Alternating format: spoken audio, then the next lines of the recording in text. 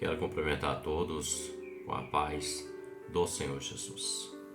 Nós vamos meditar, refletir, compreender um pouco mais acerca do tema para nosso estudo que se denomina a importância da unção na sua vida, na minha vida e na vida de todos aqueles que amam e servem ao Senhor.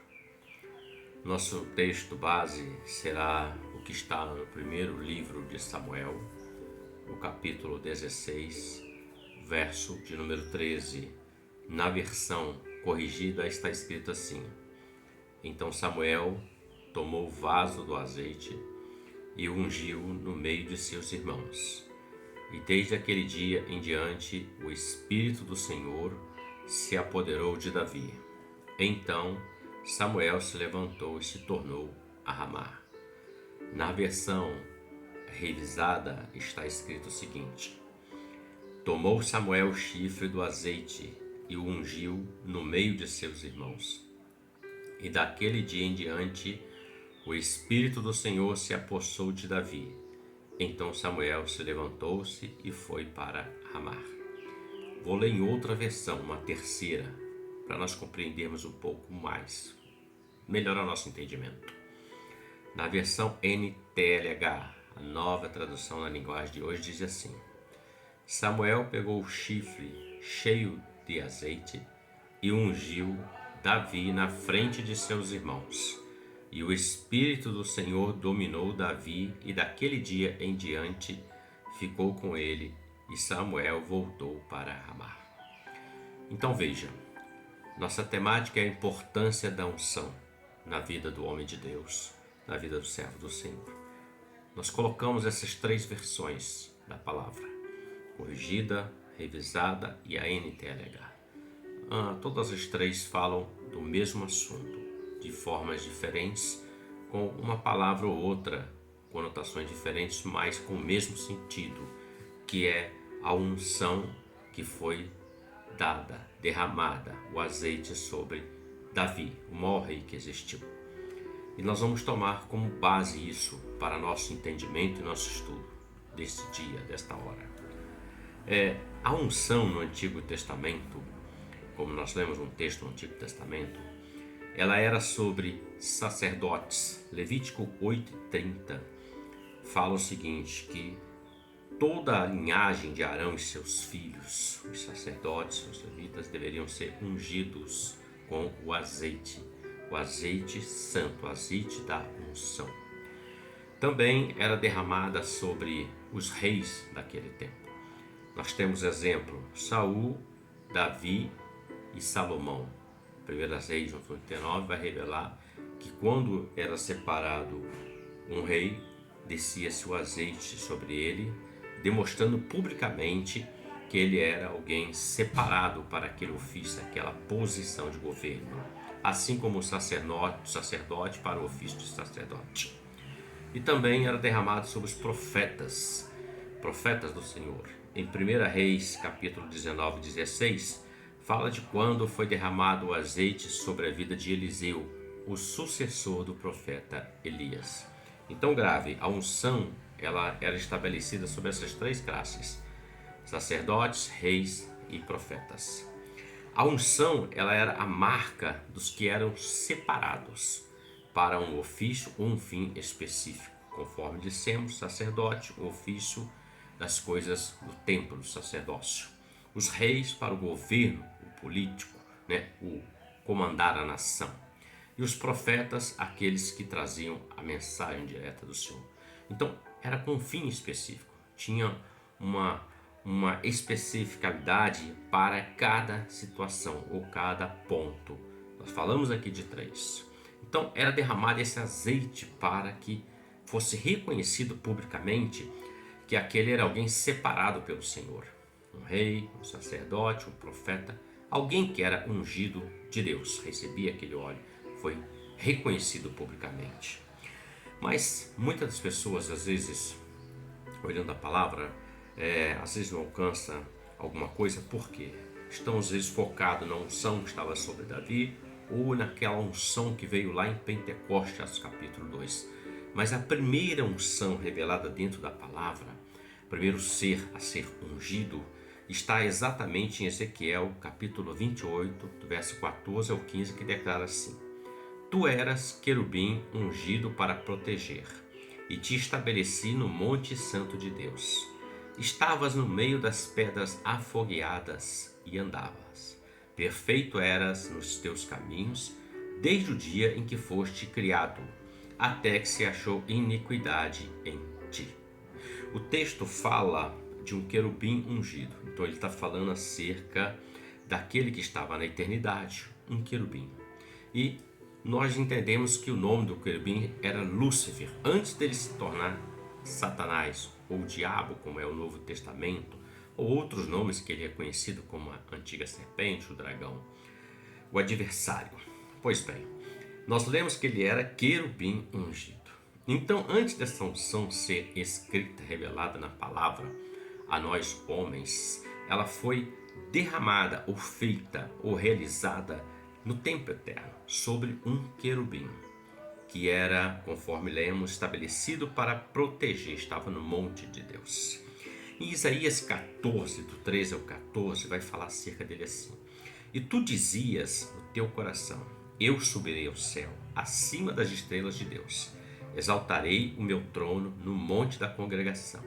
Me assentarei na banda dos lados do norte. Subirei das mais altas nuvens, ou nas mais altas nuvens, e serei semelhante ao Altíssimo. Então, o Isaías está mostrando o princípio da queda, o que fez com que esse ser querubim ungido, que tinha a unção de Deus e habitava na eternidade, ele viesse a queda.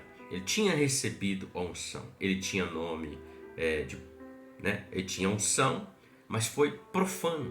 Por que profano?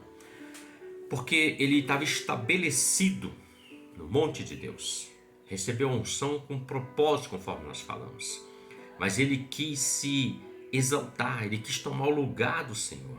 Então ele se tornou profano. Quando o homem troca o santo por aquilo que é a sua vontade, a carne e outras coisas, isso é uma profanação. Porque o azeite santo, o Espírito Santo, é sagrado, vem sobre aqueles que são separados por Deus, para realizar um propósito para a glória do nome do Senhor. Então, ele tinha unção, mas ele foi profano, assim como Esaú foi profano quando ele vendeu a bênção da primogenitura dele por um prato de lentilhas. Ele não deu valor àquilo que ele recebeu. O texto fala que se achou nele iniquidade. Iniquidade é o fruto da soberba e do orgulho que habita no coração das pessoas. Mateus 3, do 8 ao 10, João Batista fala assim: Produzi, pois, frutos dignos de arrependimento, porque toda árvore que não produz bom fruto é cortada e lançada no fogo. Então há um juízo. Há uma sentença sobre aquele que tem um coração iníquo. Então ele pode ter recebido a unção, ele pode ter recebido o azeite sobre ele, mas se o coração dele é iníquo, ele é um profano. Ele começa a produzir algo que não é aquilo que foi chamado e separado com aquele propósito de Deus. Veja que ele diz assim: Eu serei semelhante ao Altíssimo. Ele queria a glória de Deus, ele queria estar no lugar do Senhor.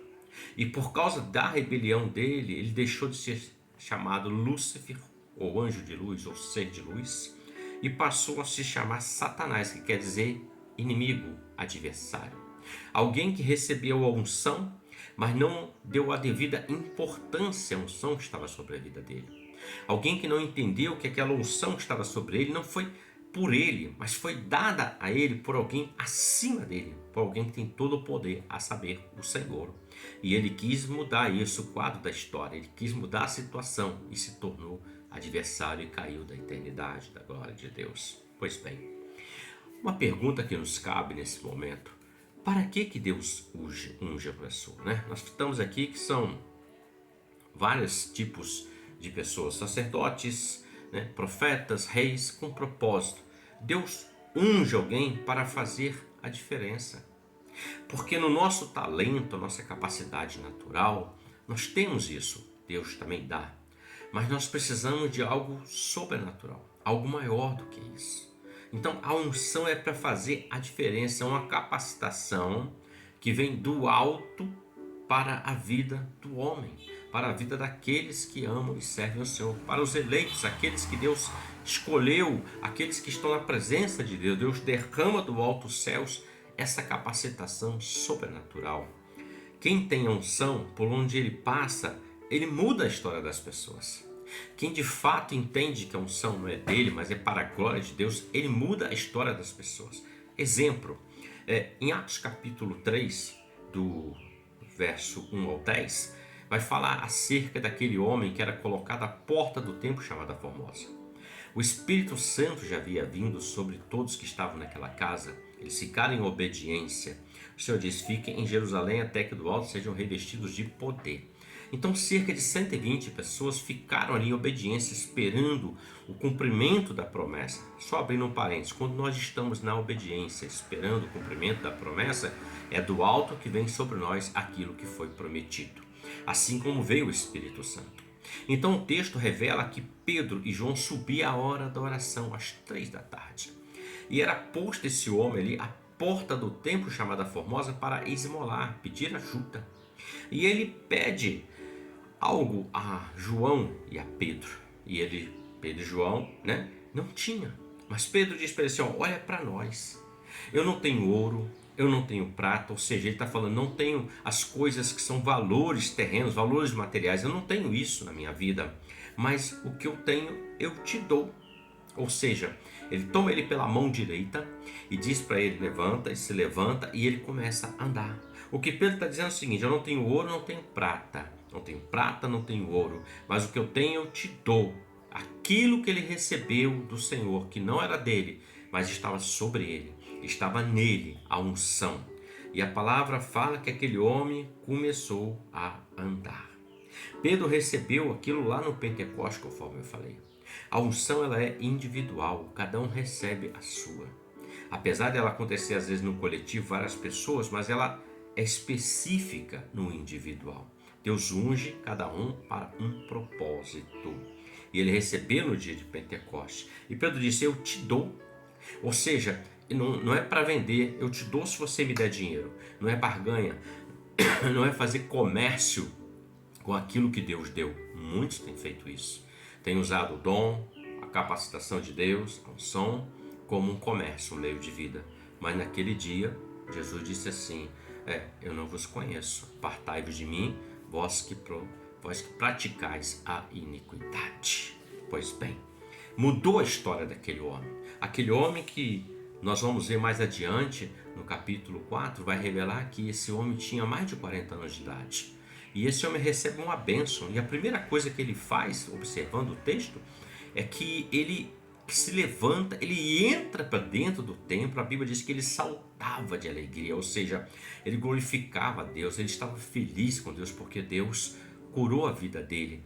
Deus usou o servo dele para essa operação do Senhor, meus irmãos. Também nós podemos observar Paulo e Silas, homens ungidos por Deus, cheios do Espírito Santo. Eles vão passa a Macedônia, eles estão passando naquela região, eles conhecem uma mulher chamada Lídia e sua família. Ali há uma transformação, uma mudança, uma conversão. Também há a libertação daquela jovem que tinha um espírito de adivinhação. E por conta disso, eles são lançados no cárcere interior, numa prisão, porque operaram uma obra de libertação. Deus usou eles para aquilo. Então, muitas das vezes, a unção, ela vai trazer algumas situações de adversidade. Por quê? Porque você vai ser usado por Deus. Deus vai operar através de você na vida de alguém. Mas haverá uma ação contrária para tentar parar você, para tentar impedir que você continue caminhando, para tentar impedir que você continue crendo e fazendo a obra que Deus colocou na tua mão, te capacitou, te ungiu para a glória do nome dele.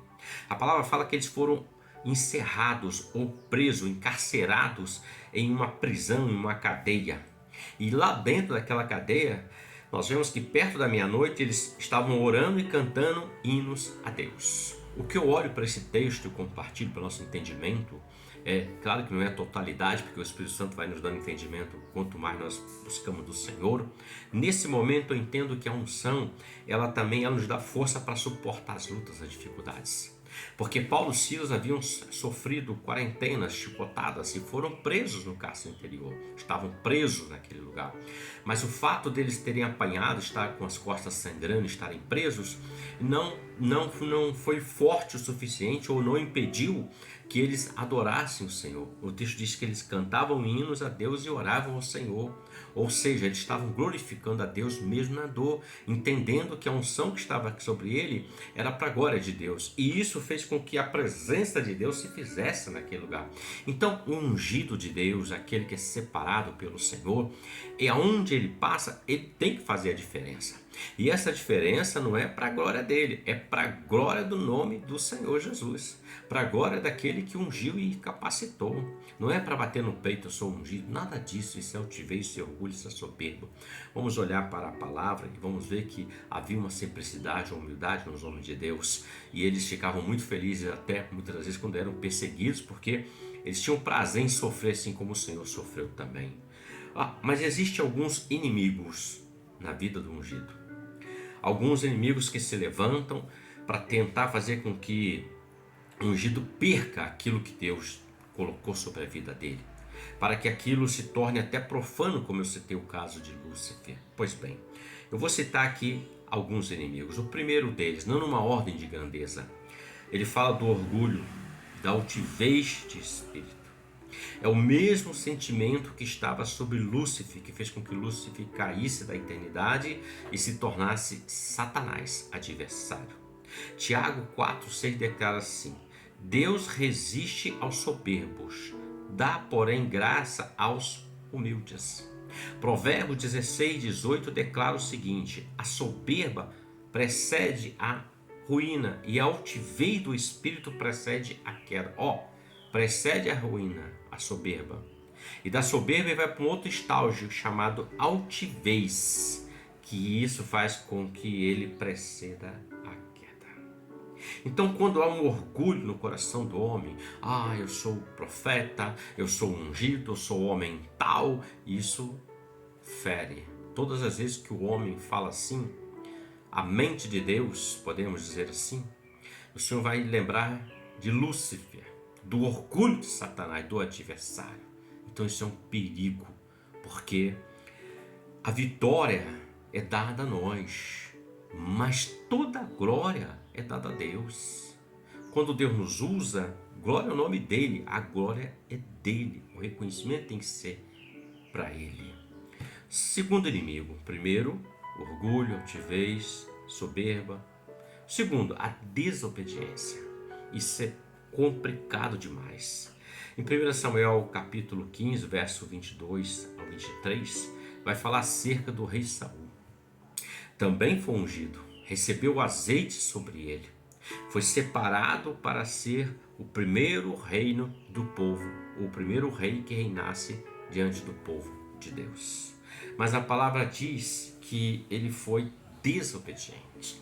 Em 1 Samuel 10, 23, também faz questão de mencionar o seguinte, que ele era bonito, o mais alto do povo. Então ele tinha uma postura, uma beleza, podemos dizer assim. Era o mais alto, o mais bonito de todos que ali estavam. E em 1 Samuel 15, 17 está escrito: o Senhor não atenta para o exterior, e sim para o coração. É o que o Senhor disse para Samuel quando ele foi ungir Davi. Samuel chega e olha, é um menino, é pequeno, não tem... O Senhor disse assim: não olhes para a aparência dele, eu conheço o que está no coração. Então Deus conhece o seu coração, conhece o meu coração. Deus sabe quando o homem está sincero diante dele ou não. Provérbios 4, 23 está escrito o seguinte: devemos guardar o coração, porque dele procedem as saídas da vida. Então veja, ele era rei, ele governava segundo o coração do povo, o rei Saul. A índole dele estava inclinada ao povo e não a Deus. A índole dele estava inclinada a fazer a sua própria vontade, não aquilo que Deus queria dele. Ele se tornou um ex-ungido, perdeu o que tinha de mais precioso na vida dele, que era a presença do Espírito Santo. Pois quando Samuel derrama o azeite sobre a vida de Davi, a palavra diz que o Espírito Santo saiu de Saul. E Davi foi cheio do Espírito Santo. Então ele perdeu o bem mais precioso. O bem mais precioso na sua vida, na minha vida, de todos aqueles que amam e servem ao Senhor, todos aqueles que temem ao Senhor e reconhecem o Senhor, é a presença do Espírito Santo. É unção. Porque sem o Espírito Santo nós não temos como adquirir conhecimento.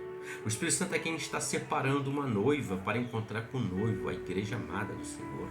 O Espírito Santo é quem nos dá entendimento, conhecimento e revelação na palavra. Não é pelo meu mérito ou por muitos livros que eu possa ler, não é isso. É o Espírito Santo que nos instrui, como Jesus diz, ele vos ensinará em toda verdade. E Saul perdeu por causa da desobediência. Terceiro inimigo, o primeiro foi orgulho, altivez, soberba. O segundo, desobediência. O terceiro que eu quero apontar aqui se chama assumir compromisso com o mundo e não compromisso com o reino de Deus. Sansão era um juiz, ungido por Deus, cheio do Espírito Santo. A unção que estava sobre Sansão lhe deu força sobre-humana para vencer os inimigos. Ninguém podia vencer Sansão por causa da força de Deus que estava sobre ele, a unção que estava sobre ele. Ele foi chamado desde o ventre da mãe dele. Ele nasceu de um milagre, a sua mãe era estéril. Ele era um nazireu de Deus, alguém separado por Deus, só para Deus. Ele tinha uma missão que foi dada a ele em Juízes 13, capítulo 5, fala que a missão dele era livrar a Israel dos filisteus que estavam dando contra o povo de Deus. Ele feriu 1000 homens com uma queixada fresca de jumento. Um homem, uma queixada na mão, matou 1000, porque a unção estava sobre ele. Mas ele simplesmente ele começou a assumir compromissos com outras coisas que não eram as coisas do reino de Deus. Compromissos com o mundo, podemos dizer assim, na nossa atualidade. O texto fala que ele conheceu uma mulher chamada Dalila, entre tantas outras coisas. No final da sua trajetória, ele conheceu uma mulher chamada Dalila. E Dalila, o nome significa delicada. Era uma mulher extremamente bonita, bela, e a sua beleza e formosura foi usada como uma arma pelo adversário, pelos inimigos, pelos filisteus, para fazer com que Sansão pudesse revelar o seu segredo, a sutileza do inimigo. E ela conseguiu seduzi-lo.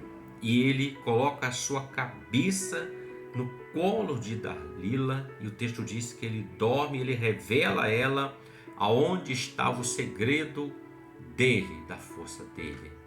E ele revela ali, naquele momento. Por quê? Porque ele abriu o coração dele. Quando o ungido de Deus tem compromisso com o mundo vai querer saber de onde que vem a sua unção, de onde que vem a sua força, de onde que vem a sua habilidade, de onde que vem o seu recurso. E quando o mundo descobre o inimigo, que é o príncipe deste mundo, vai trabalhar para matar isso, para destruir, porque o adversário sabe que parar o ungido de Deus, ele para aquela obra que Deus começou a fazer através daquele ungido. Mas quando o ungido de Deus foge da aparência do mal, conforme Paulo fala a Timóteo, Deus é com ele em todas as instâncias. Mas Sansão, infelizmente, ele deitou a cabeça no colo de Dalila. Ele dormiu, e quando vieram os filisteus, lhe cortaram as tranças do cabelo, que era o último dos votos do nazireu a ser quebrado. E quando ele desperta, ele já não tinha mais a força, já não tinha mais a unção. E o texto diz que prenderam ele, furaram os olhos dele e colocaram ele a uma moinha como um animal. É isso que o mundo quer fazer. Fazer do homem, o servo de Deus, ungido de Deus, espetáculo para eles. Escarnecer dele. É como se dissesse, você não era ungido, você não tinha unção, você não era de Deus, agora olha para você. Então, 3 inimigos que dão contra os ungidos de Deus. Primeiro, sempre lembrando, o orgulho, a altivez, soberba, a desobediência e assumir compromisso com o mundo. Tudo isso faz com que o homem de Deus, servo de Deus, ele perca a unção. As características do ungido de Deus: primeiro, ele é escolhido por Deus. Não sou eu que escolho, é Deus que me escolhe. Não é você que escolhe, é Deus que te escolhe. Porque o Senhor disse assim a Samuel: levanta-te e unge, porque é este mesmo, é Davi. O apóstolo Paulo, em Atos capítulo 9 e 15, o Senhor fala a Ananias: vai, porque este é para mim um vaso escolhido. Foi Deus que escolheu. E Jesus, no capítulo 9, 35 do Evangelho de Lucas, ele está dizendo assim, o próprio Deus: este é o meu filho amado, a ele ouve, a unção veio sobre ele, o Espírito Santo.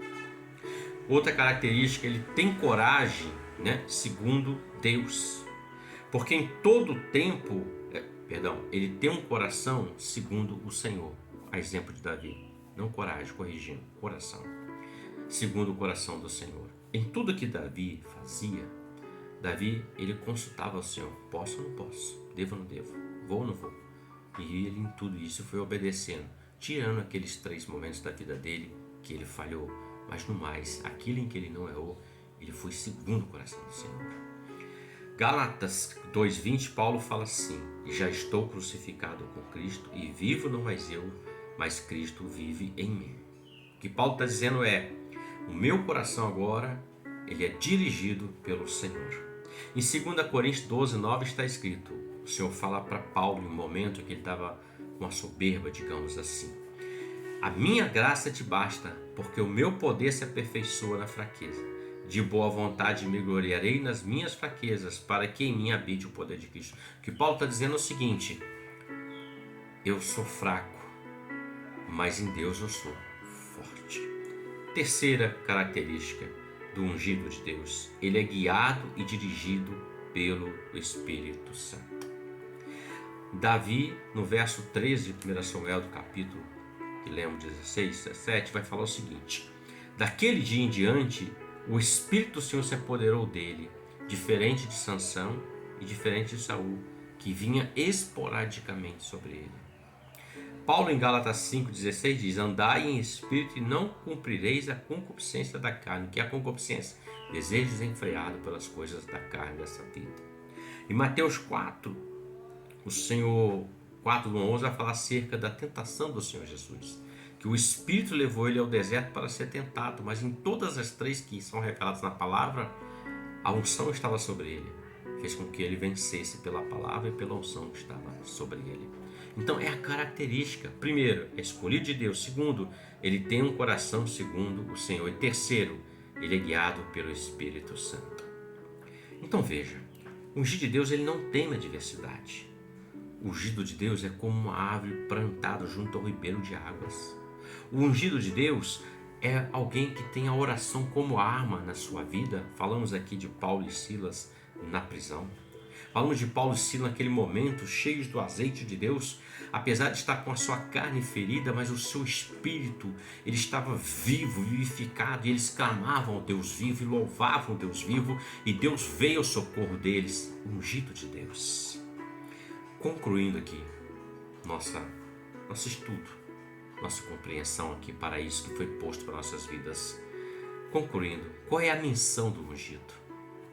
Em Lucas 4, 18 e 19 está escrito assim: o Espírito do Senhor é sobre mim, pois me ungiu para evangelizar os pobres, enviou-me a curar os quebrantados de coração, a pregoar a liberdade dos cativos, dar vista aos cegos e pôr em liberdade os oprimidos, e anunciar o ano aceitável do Senhor.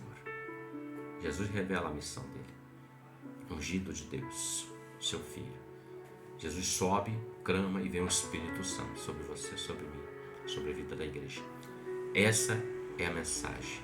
Essa é a missão da igreja: evangelizar os pobres, curar os quebrantados de coração, libertar os cativos, dar vista aos cegos, libertar os oprimidos e anunciar o ano aceitável do Senhor. Você é ungido de Deus. Preserve a unção. Reflita sobre isso que nós meditamos aqui nesta noite. E que Deus te abençoe com a paz do Senhor Jesus e derrame da sua unção cada dia mais sobre a sua vida. Amém?